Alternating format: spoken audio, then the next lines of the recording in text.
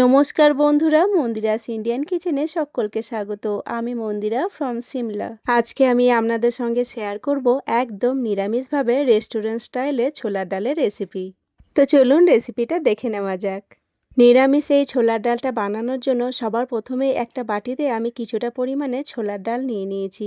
আপনারা যেরকম পরিমাণে বানাবেন সেইভাবে ছোলার ডাল নিয়ে নেবেন।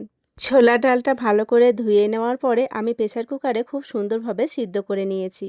খুব গলেও যায়নি আর একদম শক্ত শক্ত নেই, এরকমভাবে ডালটা আমি সিদ্ধ করে নিয়েছি। প্রথমেই গ্যাসের মধ্যে একটা কড়াই বসিয়ে দিয়েছি আর কড়াইয়ের মধ্যে কিছুটা পরিমাণে সর্ষের তেল দিয়ে দিয়েছি। আমি আজকের এই রান্নাটা সর্ষের তেলে করছি, আপনারা চাইলে সাদা তেলেও করতে পারেন।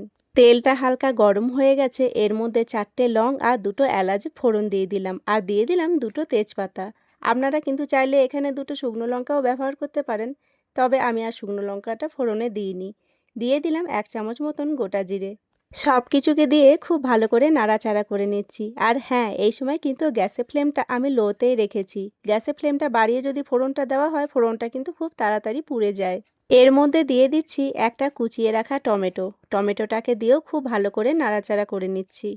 টমেটোটা ভালো করে নাড়াচাড়া করে নেওয়ার পরে এর মধ্যে দিয়ে দিচ্ছি মশলাগুলোকে। প্রথমেই দিয়ে দিচ্ছি পরিমাণ মতন হলুদ, দিয়ে দিচ্ছি পরিমাণ মতন নুন, 1 চামচ মতন জিরের গুঁড়ো দিয়ে দিচ্ছি আর কালারটা সুন্দর আসার জন্য রেড চিলি পাউডার দিয়ে দিচ্ছি পরিমাণ মতন। মশলাগুলোকে দেওয়ার পরে খুব ভালো করে নাড়াচাড়া করে নিচ্ছি। একটা ঢাকা দিয়ে একদম লো ফ্লেমে 5 মিনিটের জন্য রান্না করে নেব, তাহলে টমেটোগুলো খুব তাড়াতাড়ি সিদ্ধ হয়ে যাবে। 5 মিনিট মতো লো ফ্লেমে ঢাকা দিয়ে রেখেছিলাম আর টমেটোগুলো কিন্তু খুব সুন্দরভাবে সিদ্ধ হয়ে গেছে। এবার টমেটোগুলোকে একটু ভালো করে ম্যাশ করে নেব আর কিছুক্ষণ ধরে কষিয়ে নেব। যে কোনো ধরনের রান্না যদি একটু ভালো করে কষিয়ে করা হয়, তাহলে কিন্তু রান্নার স্বাদটা বেশি ভালো হয়।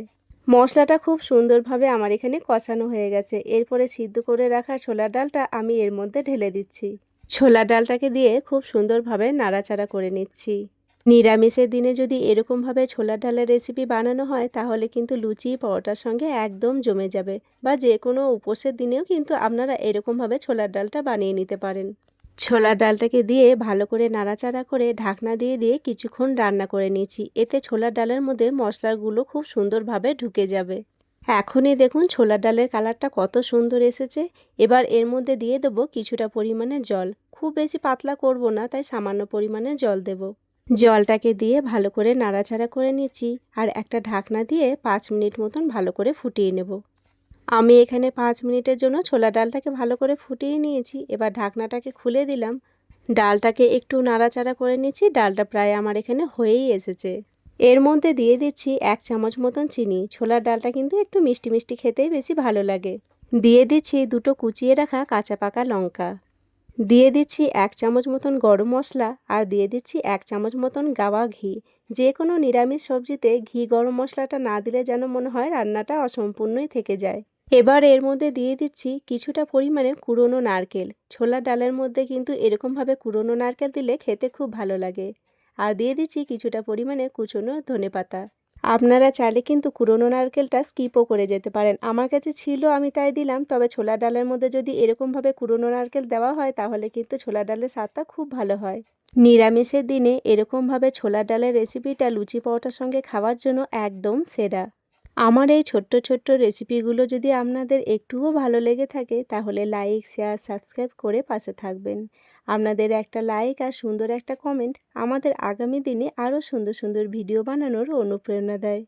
আমি এখানে ঢাকনা দিয়ে 5 মিনিট মতন রান্না করে নিয়েছিলাম। ঢাকনাটা খুলে দিলাম। আমার এখানে ছোলার ডালটা একদম রেডি হয়ে গেছে। দেখতেই দেখুন কতটা লোভনীয় লাগছে। আর কালারটাও কিন্তু খুব সুন্দর এসেছে। আপনারাও বাড়িতে ঝটপট নিরামিষের দিনে এরকমভাবে ছোলার ডালের রেসিপি বানিয়ে নিন। লুচি পরোটার সঙ্গে একদম জমে যাবে। আমি এখানে গ্যাসের ফ্লেমটাকে অফ করে দিয়েছি। এবার এই ছোলার ডালটাকে একটা পাত্রের মধ্যে সার্ভ করে নিচ্ছি। আমার এখানে নিরামিষ রেস্টুরেন্ট স্টাইলে ছোলার ডালের রেসিপি একদম রেডি। আপনারাও বাড়িতে ঝটপট বানিয়ে ফেলুন। ভিডিওটাও তাহলে এখানেই শেষ করলাম। আমার আজকের ভিডিও আপনাদের কেমন লাগলো অবশ্যই কমেন্ট করে জানাবেন। ভালো লাগলে লাইক, শেয়ার, সাবস্ক্রাইব করে দেবেন। আবারও আসবো নতুন কোনো একটা রেসিপি নিয়ে। ততক্ষণের জন্য সবাই ভালো থাকবেন, সুস্থ থাকবেন। এতক্ষণ পর্যন্ত আমার সঙ্গে থাকার জন্য সকলকে জানাই অসংখ্য ধন্যবাদ।